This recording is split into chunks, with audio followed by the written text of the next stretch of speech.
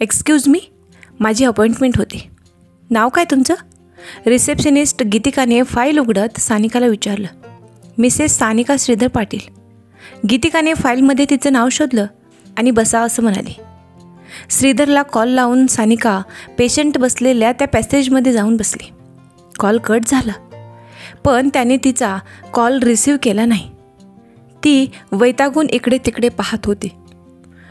रांगेने लावलेल्या खुर्च्यांवर कन्सल्टन्सीसाठी आलेले बरेच जोडपे दबक्या आवाजात चर्चा करत होते. काही श्रीमंत तर काही अगदीच गरीब, साधे पण आईबाप होण्याच्या आशेने आलेले. येशीचा मंद आवाज तिच्या अंगाला जाणवत होता. समोर 2 गायनेकोलॉजिस्टच्या डॉक्टर सुजाता वामन गायकवाड आणि डॉक्टर राजीव पटवर्धन कन्सल्टंटच्या रूम होत्या. तिने लेडीज डॉक्टरची अपॉइंटमेंट घेतली होती. प्रत्येक भिंतीवर लहान मुलांचा नवीनच जन्मलेल्या अर्भकाचा फोटो लावलेला होता. मोठ्या वेलीच्या बाजूला लहानशी वेल उगवतानाचं मन हेरणारं पोस्टर होतं. आई होण्याविषयीचे सुंदर विचार, सुविचार इंग्रजीमध्ये लिहून ठेवले होते. पालक, त्यांची जबाबदारी, त्यांना आधार देणारं मूल, असा एका सुंदर कुटुंबाचा फोटो तिथे लक्ष वेधून घेत होतं. एक एक जोडपं आत जाऊन काही वेळाने बाहेर येत होतं. सानिका त्यांचा चेहरा निहाळत होती. सारखी दरवाजाकडे बघत होती. तेवढ्यात तिचा मोबाईल वाजला.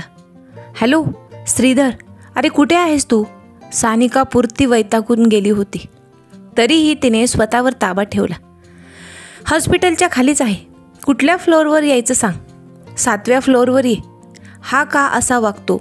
श्रीधरला वडील होण्याचं सुख हवंय की नाही? मला काहीच समजत नाही. हा असा लहरी का वागत असेल?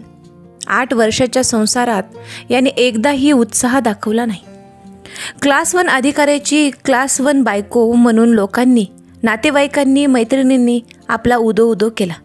पण प्रत्यक्षात मात्र सगळा पोकळ वासा. सकाळपासून 4 कॉल आले. शेवटी वैतागून हॉस्पिटलमध्ये आले. तरी साहेबांचा पत्ता नाही. आता येत आहेत तेही उपकार केल्यासारखे, जणू ही फक्त माझीच गरज आहे. एक उसासा सोडत सानिकाने मानेला अन्न भावनेला झटका दिला. आतल्या आत दाटलेला गळा रिकामा केला. तिला शोधत श्रीधर वर येऊन तिच्या बाजूला बसला. मोकळ्या खुर्चीवर मोबाईल चाळत बसला. त्याचा श्वास तिला जाणवत होता. त्याच्या कपड्याचा सुगंध तिच्या परिचयाचा असल्याने तिचा श्वास त्या सुगंधात मिसळून गेला. तो सुगंध हुंगत दीर्घ श्वासात ओढून घेत तिने गच्च डोळे मिटून घेतले आणि सहज पहिल्या नजरेत भरलेला, प्रथम पाहिलेला वर्दीतला श्रीधर तिला आठवला. तिला माहीतच नव्हतं ज्याच्याशी आपलं लग्न ठरतंय तो हाच श्रीधर पाटील आहे. भर गर्दीत बँड्रा स्टेशनवर एक अज्ञात बॅग सापडल्याने तातडीने ते स्टेशन खाली करावं लागल्याने लोकांची धावपळ उडाली. पोलिसांचं एक पथक घेऊन तो घटनास्थळी गर्दी बाजूला सारत येत होता आणि आपण त्या धावपळीत त्याच्या अंगावर आदळलोच. तोल जाऊन दोघेही खाली पडू नये म्हणून वरच्यावर त्याने आपल्याला झेललेलं. काही क्षण दोघांनी खोलवर एकमेकांच्या डोळ्यात पाहिलं आणि झटकन त्याने आपल्याला एक लेडीज कॉन्स्टेबलच्या हवाली केलं. मॅडमला सुखरूप स्टेशनच्या बाहेर नेऊन सोडा अशी ऑर्डर दिली. त्याचा झालेला तो स्पर्श त्या एका क्षणात त्याच्या प्रेमात पडणारा होता. आपण किती वेळा त्याला मागे वळून पाहत होतो, पण तो मात्र कोणत्याच मोहात न अडकता त्या गर्दीत हरवून गेला आणि उगवला तो संध्याकाळी आपल्याच घरी. मला पाहायला आलेला तो मुलगा श्रीधरच होता. किती ते माझं भाग्य. सकाळी मला तो दिसावा, त्याचा धक्का मला लागावा, तो स्पर्श आणि प्रत्यक्ष तोच नवरा म्हणून लाभावा. त्याने सुद्धा बघताच क्षणी मला होकार द्यावा. किती सुखावलो होतो आपण. बँड्रा स्टेशनवर सापडलेल्या अज्ञात बॅगेत एक जिवंत बॉम्ब DSP श्रीधर पाटलांच्या पथकाने निकामी करून हजारोंचे प्राण वाचवले. त्यांच्या सावधानतेमुळे एक मोठी हानी टळली. ही बातमी टीव्हीवर आणि दुसऱ्या दिवशीच्या वृत्तपत्रात फोटोसहित छापून आल्यावर अक्षरशः त्याच्यावर जीव ओवाळून टाकावासा वाटत होता. त्यावेळी मोठ्या अधिकाऱ्याची पत्नी होणार म्हणून मैत्रिणींनी किती हेवा केला होता आपला.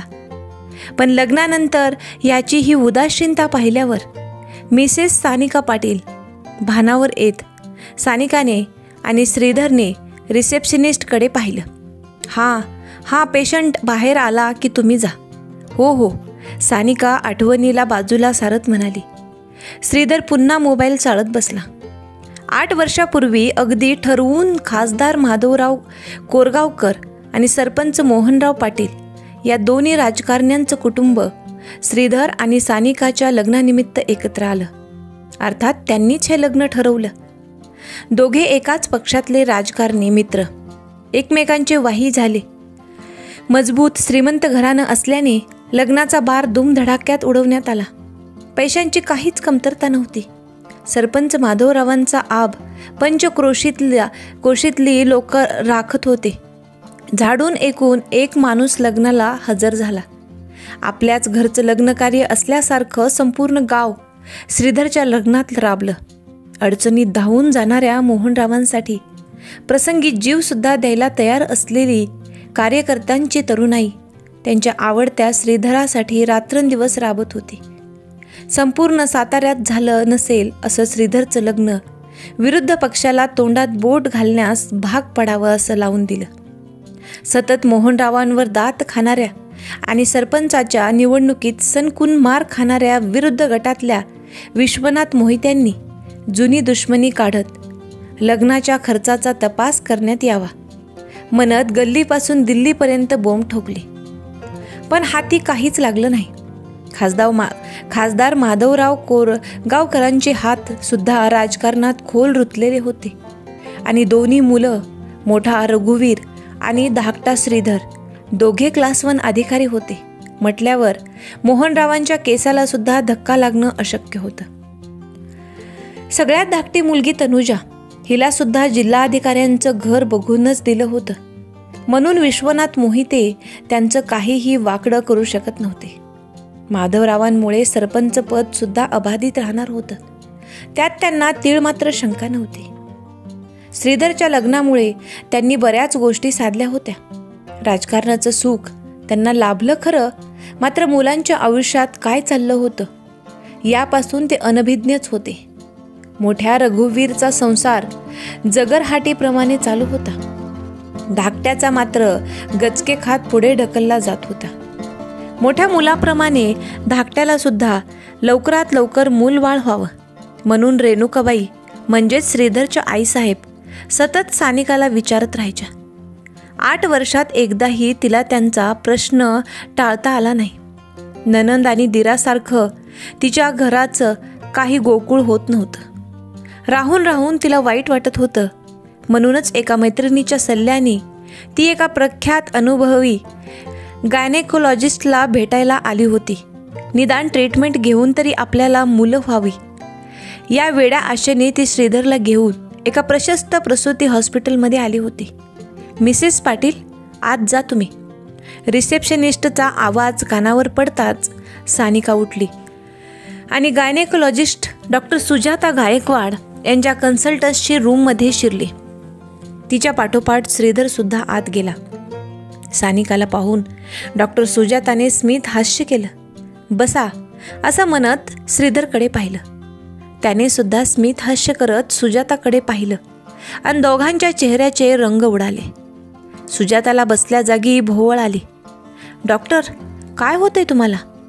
अरे श्रीधर, बघतोयस काय? बोलव ना कुणाला तरी, सानिका त्याच्यावर ओरडली. श्रीधरला काहीच सुचत नव्हतं.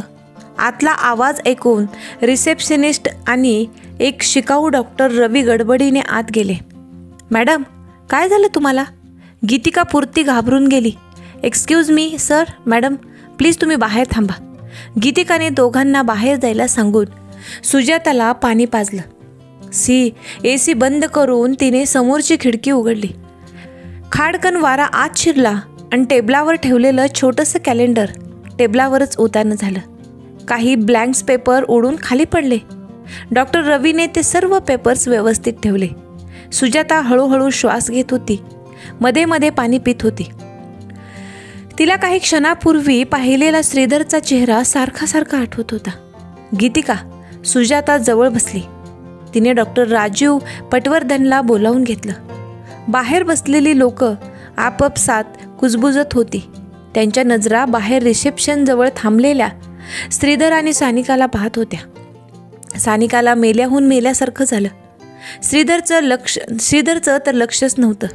त्याला फक्त समोर सुजाताचा तो आश्चर्याचा धक्का बसलेला चेहरा दिसत होता. डॉक्टर राजीव घाईघाईत सुजाताच्या कॅबिनमध्ये गेले. काय झालं सुजाता? सुजाता डोकं धरून चेअरवर बसली होती. राजीवला पाहून गीतिका आणि रवी उभे राहिले. ॲक्च्युली सर, मॅमला चक्कर आली होती. आता ठीक आहेत असं वाटते. सुजाता बोलण्याच्या मनस्थितीत नव्हती, म्हणून गीतिकाने डॉक्टर राजीवला सुजाताच्या तब्येतीची माहिती दिली. ठीक आहे, तुम्ही दोघे तुमच्या कामावर जा, मी आहे इथे. दोघांना त्यांच्या जाग्यावर पाठवून राजीव सुजाताजवळ थांबला. गीतिका बाहेर येताच चर्चा थांबली. सगळ्यांच्या नजरा तिच्यावर गेल्या. काय झालं मॅडमला? सानिकाने आधाशासारखं गीतिकाला विचारलं. चक्कर आली त्यांना. तुम्ही बसा प्लीज. दोघे त्यांच्या जागेवर जाऊन बसले. राजीवने सुजाताचं BP चेक केलं तर ते नॉर्मल होतं. तिच्या कपाळावर हात ठेवून बघितला तर कपाळही थंडच होतं. एकंदरीत तिची प्रकृती स्थिर होती. काय झालं सुजाता? अचानक तुला काही वाईट बातमी कळाली का? राजीवने काळजीपोटी तिची चौकशी केली. सुजाता सावरून बसली आणि म्हणाली, नाही रे, थोडा अशक्तपणा जाणवतोय. मी जाऊ का हॉस्टेलवर? तूच घे सगळे पेशंट प्लीज.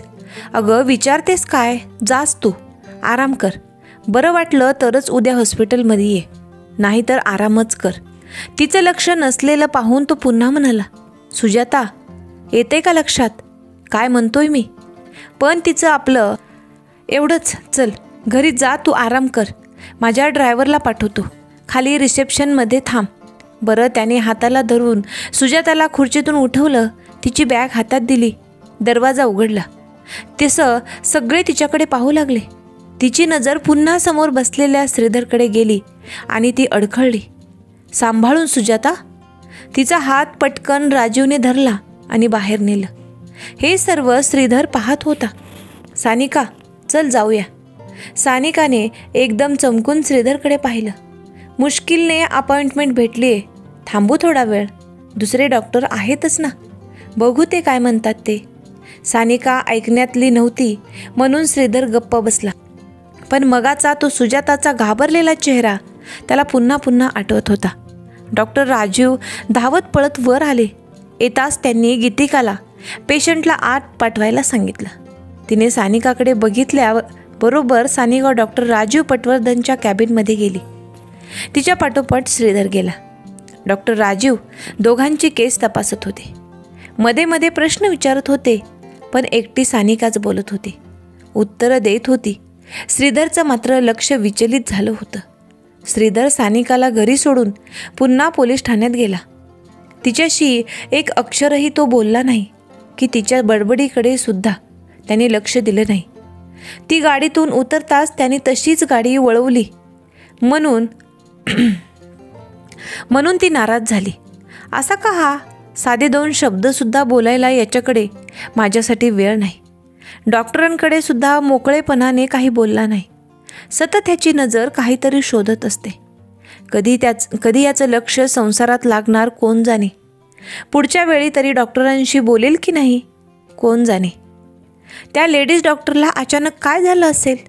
यांचीच प्रकृती चांगली नसेल तर हे डॉक्टर लोक पेशंटला कसे बरे करणार? काय सल्ला देणार? असो, तपासण्या सगळ्या आशादायी असाव्यात म्हणजे झालं. चालत चालत बरेच अंतर तिने कापलं. दोन्हीकडे झाडांची हिरवी वनराई आणि समोरच एक मोठं कॉम्प्लेक्स दिसल्यावर ती भराभर चालू लागली. श्रीधरने ताबडतोब त्याच्या छोट्या मोठ्या खबरी देणाऱ्या अनवरला बोलावून घेतलं. क्या साहब, कैसे याद किया बंदे को? दोन्ही हात जोडून त्यांची बोटं हनवटीवर ठेवून विचार करत बसलेल्या श्रीधरने एक चिठ्ठी अनवर समोर ठेवली. ती चिठ्ठी उचलून अनवरने मोठ्याने वाचली. Gynaecologist doctor Sujata Waman Gaikwad. इनका क्या करना है साहब? श्रीधर खुर्चीवरून उठला. अनवरच्या खांद्यावर हात ठेवून म्हणाला, अनवर, तुला यांची सगळी माहिती काढून संध्याकाळपर्यंत मला द्यायची आहे. पण साहेब, आजच हे काम कसं होणार? 1-2 दिवस द्या मला. बंदा सारी इन्फॉर्मेशन लेके हाजीर होगा. नाही नाही अनवर, माझ्याकडे एवढा वेळ नाही. तू लगेच कामाला लाग. बहुत जरूरी है, समजा कर. त्याच्या हातात काही पैसे कोंबत श्रीधर म्हणाला. अनवर पैशांकडे बघून काही बोलण्याच्या आतच रखले असं म्हणत श्रीधरने त्याला पाठवून दिलं. सुजाता, सुजी. दीर्घ श्वास घेत श्रीधर तोंडातल्या तोंडात पुटपुटत होता. 15 वर्ष मी तुला वेड्यासारखा शोधत होतो. सापडलीस तेही अशी. का माझ्या आयुष्यातून एकाएकी नाहीशी झालीस? कुठे चुकलो मी? माझ्याशी न बोलताच निघून गेलीस. विश्वासच बसला नाही डोळ्यांवर तू दिसल्यावर. फक्त एकदा तुझ्याशी बोलायचंय, फक्त एकदाच. तुझी अन माझी भेट व्हावी, बास. त्याने बेल वाजवून एका कॉन्स्टेबलला बोलावून घेतलं.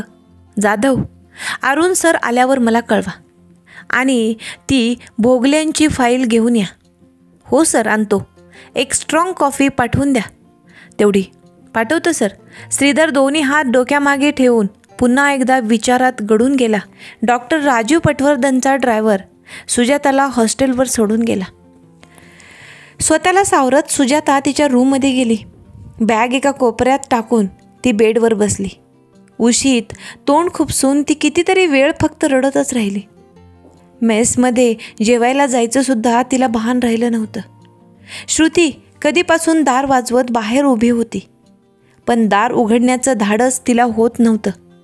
सुजाता, ए सुजाता, अगं दार उघड ना. परत परत श्रुती दार ठोठावत राहिली. सुजाताने डोळे पुसले आणि दार उघडून श्रुतीला आत घेतलं. परत दार बंद करून ती बेडवर गप्प बसून राहिली. अगं दार का उघडत नव्हतीस तू? काय झालं तुला?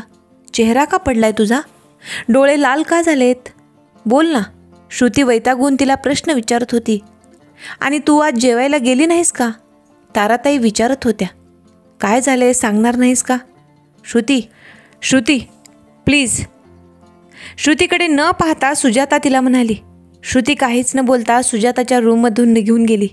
गारठा वाढत होता म्हणून सुजाताने समोरची खिडकी उघडली. थंड वारा अंगावर झेलत ती मोठमोठ्याने श्वास घेत उभी राहिली.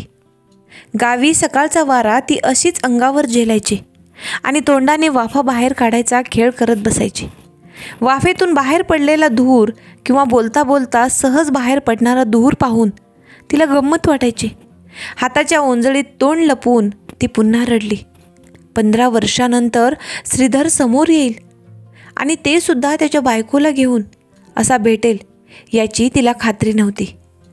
तो आई आहे हे माहीत होतं तिला. एकदा म्हणाला होता, तू गायनेक आणि मी मोठा पोलीस अधिकारी.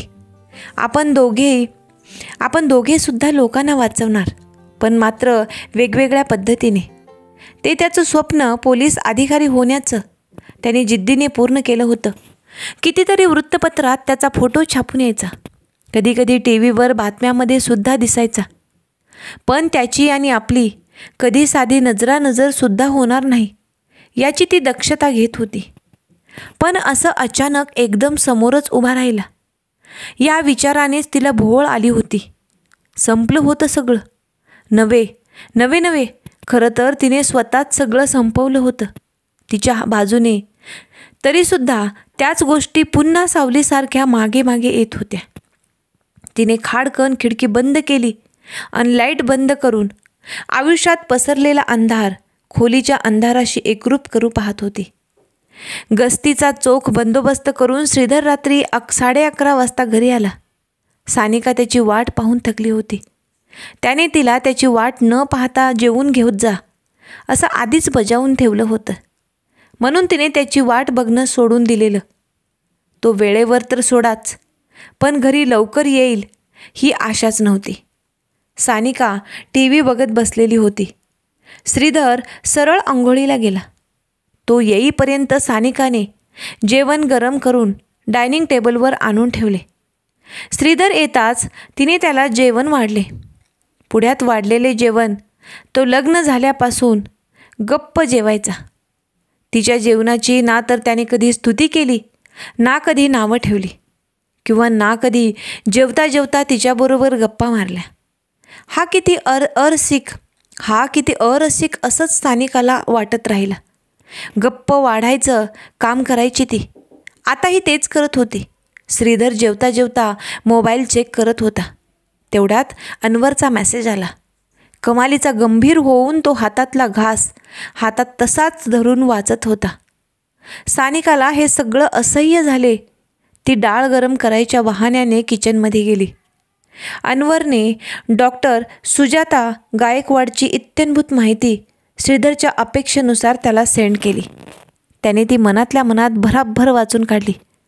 त्याला तिचा पत्ता भेटला होता. तिला लवकरच गाठू या विचाराने तो भराभर जेवला आणि हात धुवायला किचनमध्ये गेला. गॅसवर डाळ गरम होत होती. तितक्यात तिच्या मागून श्रीधर बेसिनमध्ये हात धुवत होता. "आहो, इतक्यात झालं तुमचं जेवण? मी डाळ आणतच होते." पण काहीच न ऐकता आपल्याच विचारात श्रीधर किचनमधून बाहेर गेला. थोडा वेळ टी व्हीवरचे चॅनल्स बघत बसला होता, पण मनात साठलेले विचार काही बदलत नव्हते. सानिकाचं सगळं आवरून झाल्यावर ती बेडरूममध्ये गेली आणि डोळे पुसून गपगुमान झोपली. हे नेहमीचंच होतं. साधारण नवरा बायको थकून भागून घरी आल्यावर एकमेकांची चौकशी करतात. काही वेळ तरी एकमेकांच्या मिठीत विसावतात. पण या नवरा बायकोमध्ये ते आकर्षणच उरलं नव्हतं. घड्याळाचा काटा फिरत होता आणि श्रीधर टी व्हीचं रिमोट फिरवत होता. शेवटी वैतागून त्याने टी व्ही बंद केली आणि रिमोट सोफ्यावरच आपटला. 12:30 वाजले होते. तो बेडरूममध्ये गेला. सानिकाला झोपलेली पाहून त्याला सगळाच प्रसंग आठवला आणि डॉक्टर पटवर्धनांची पण आठवण झाली. त्यांनी कसल्या तरी तपासण्या करायला सांगितल्या होत्या, पण कसल्या तेच आठवत नव्हत्या. म्हणून तो बेडवर गेला. सानिकाला उठवत होता, पण तिच्या मऊ स्पर्शाने तो सगळंच विसरून गेला. काही क्षणातच तिच्या शरीराशी तो एकरूप झाला. मन आणि तन तृप्त झालं होतं. मात्र तरीसुद्धा मध्यरात्र उलटून गेली तरी त्याला झोप लागत नव्हती. सारखा सुजाताचा चेहरा आठवत होता. त्याला बिलगून झोपलेल्या सानिकाला त्याने हलकेच बाजूला केलं आणि हॉलमध्ये येऊन बसला. सुजाताचा विचार त्याच्या मनातून जात नव्हता.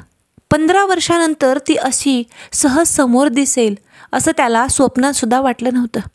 तिचा तो चेहरा त्याला बघितल्यानंतर, त्याला पाहिल्यानंतर तिला बसलेला धक्का, तिला बोहळ येणं, पहिल्यांदा शाळेच्या गेटवर धडकलेली तिची सायकल, तिचं किंचाळणं, तिच्या सायकलीच्या धक्क्याने श्रीधरचं खाली पडणं, त्याला बघून तिच्या घाबरलेला चेहरा आणि सकाळी हॉस्पिटलमध्ये पाहिलेला तिचा चेहरा त्याला आठवत होता. 15 वर्षापूर्वीचा तिचा तो चेहरा आणि आजचं सकाळी बघितलेला तिचा चिंताक्रांत झालेला चेहरा त्याच्या डोळ्याभोवती गोल गोल फिरत त्याला 15 वर्ष मागे त्याच्या गावी साताऱ्याला घेऊन गेला. टन टन टन शाळेची घंटा वाजत होती. पहिल्याच तासाला गणिताचे मास्टर टेस्ट घेणार होते. म्हणून श्रीधर, सुनील आणि श्याम हे तिघडी धावतच शाळेत जात होती. शाळेची वेळ भरत आली की गेट सरळ बंद करायचा असा वटहुकूम मुख्याध्यापक पवार सरांनी राम्या शिपायाला दिला होता. म्हणून तो हातातल्या घड्याळाकडे बघत सावकाश उंच लोखंडी गेट पुढे पुढे सरकवत होता. तो गेट बंद होण्याच्या आधी तिघांना शाळेत पोहोचायचं होतं.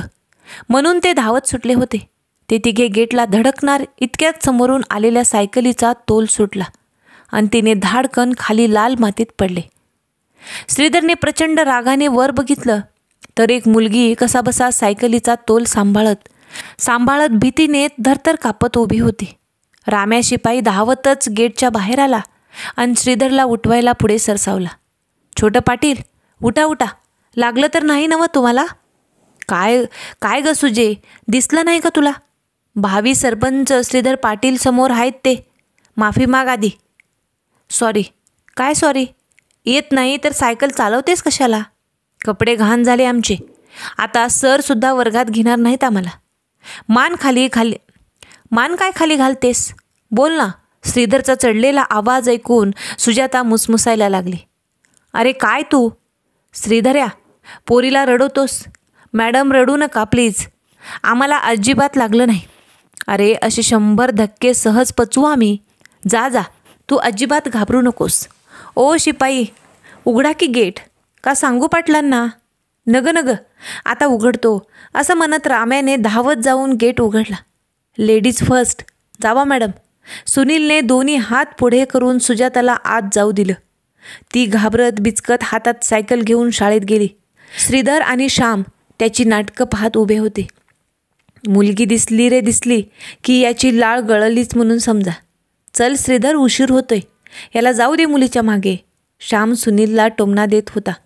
ताबा ठेव भावा, अजून 8वीलाच आहेस. घरी कळलं ना तर देत्याल बैलासंग शिवारात धाडून. मग ना नोकरी ना छोकरी. बस बोंबलत. अरे काय तुमचं चाललंय? किती घाबरली होती ती. आधी तुझे कपडे बघ. मोठा हिरो बनतोयस मुली समोर. सर बघ कशी क्लास लावतात ते. श्रीधर त्याला ऐकवत होता. तिथे एकमेकांना चिमटे काढत वर्गात गेले. शाळेत खेळताना मधल्या सुट्टीत, संगणकाच्या तासाला आणि कितीतरी वेळा पाणी प्यायला जाताना सुजाता आणि श्रीधरची नजरानजर व्हायची. पण कधीच सुजाता त्याच्याकडे मान वर करून बघायची नाही. शाळेचे ते 3 वर्ष बघता बघता सरले आणि 10वीचा रिझल्ट लागल्यावर हुशार मुलांचा सत्कार सरपंच मोहनरावांच्या हस्ते करण्यात आला. हुशार मुलांच्या यादीत बऱ्याच मुलांचं नावं होती. त्यात श्रीधर आणि सुजाताचं सुद्धा नाव होतं. गरीब कुटुंबातली सुजाता राज्यात 3री आणि गावात 1ली आली होती. सरपंच मोहनराव पाटलांनी तिला 5,000चं रोख बक्षीस दिलं होतं आणि शिक्षणाला मदत करण्याची हमीसुद्धा तिच्या आईवडिलांना दिली होती. तिचे वडील वामन गायकवाड या शेतकऱ्याचा सुद्धा पाटलांनी सत्कार केला. श्रीधर आणि त्याचे मित्र कोरड्या चेहऱ्यांनी टाळ्या वाजवत होते. सुनीलला मात्र मध्ये मध्ये आनंदाच्या उकळ्या फुटत होत्या. श्रीधर तर सरपंचांचाच मुलगा होता आणि तोही 5व्या क्रमांकावर आला होता, म्हणून त्याचाही सत्कार झाला. सगळ्यांनी साताऱ्याच्याच कॉलेजमध्ये सायन्सला ॲडमिशन घेतले. पुन्हा 5 वर्ष एकाच कॉलेजमध्ये आणि तेही एकाच वर्गात. श्रीधरने UPSC आणि MPSCच्या परीक्षेची तयारी करायला घेतली. त्याचा मोठा भाऊ रघुवीर मुंबईला काकांकडे शिकत होता. तो सुद्धा या परीक्षांची तयारी करत होता.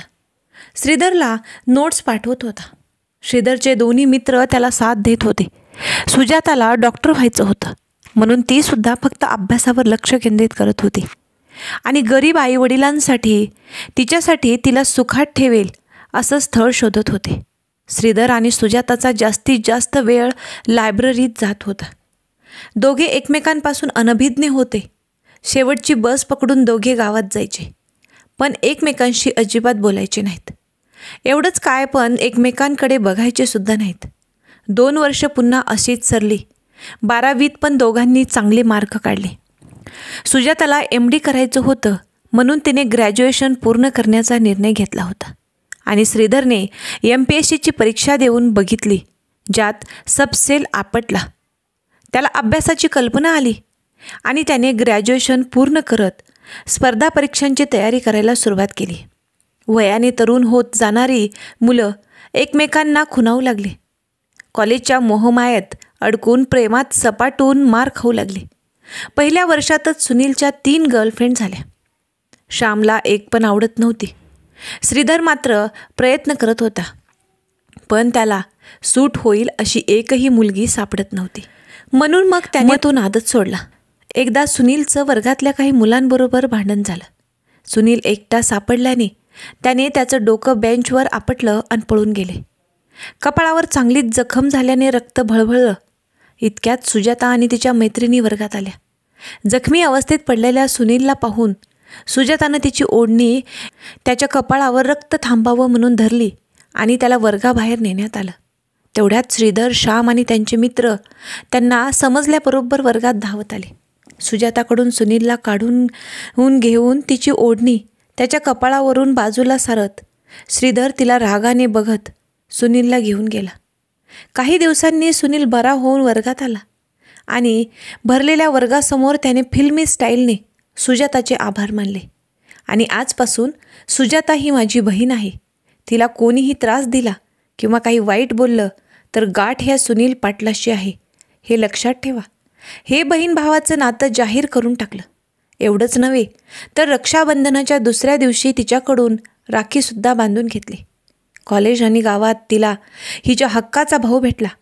ती सुनीलबरोबर मोकळ्या मनाने बोलू लागली, हसू लागली. हळूहळू त्यांच्या ग्रुपमध्ये जाऊ लागली. मात्र श्रीधरपासून 4 हात लांबच राहायची. त्याचा तिने शेवटच्या गेटवर चांगलाच धसका घेतला होता. ते ती अजून विसरलीसुद्धा नव्हती. पुढे कॉलेज संपल्यानंतर श्रीधर आणि सुजाताच्या लाईफमध्ये पुढं काय होईल हे सगळं पाहण्यासाठी आपल्याला पुढचा एपिसोड पाहावा लागेल. हा भाग तुम्हाला कसा वाटला ते कमेंटद्वारे सांगायला विसरू नका. असेच नवनवीन व्हिडिओ पाहण्यासाठी व्हिडिओला लाईक करा, शेअर करा आणि आपल्या चॅनलला नक्की सबस्क्राईब करा. लवकरच भेटूयात याच्या पुढच्या भागासोबत. तोपर्यंत धन्यवाद.